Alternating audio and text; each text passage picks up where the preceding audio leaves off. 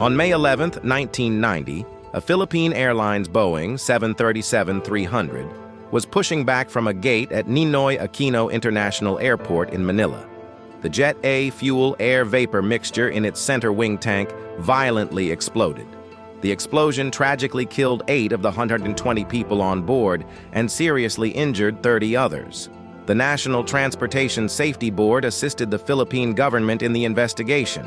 This tragedy proved that a CWT explosion involving Jet A fuel was capable of breaking apart a fuel tank and destroying a commercial airplane. While an exact ignition source was never confirmed, investigators discovered lightning damage and damaged fuel quantity indication system wiring on the aircraft. The NTSB concluded a faulty float switch and damaged wires providing continuous power may have caused an electrical arc or overheating, igniting the flammable CWT vapors. The investigation also heavily scrutinized the airplane's CWT jettison override fuel pumps. Investigators found extensive deep rubbing damage where the pump's aluminum impeller contacted its housing. To determine if this friction could have sparked the disaster, the safety board conducted 2 weeks of tests.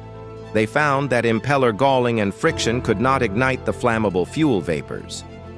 During the later investigation into TWA Flight 800, experts heavily relied on data from the Philippine Airlines 737 explosion. The cockpit voice recorder from the Philippine Airlines flight captured a very loud sound just before the recording stopped. Its acoustic characteristics were very similar to those recorded on the TWA Flight 800 CVR. This audio parallel helped investigators determine that TWA 800 suffered a mechanical fuel-air explosion.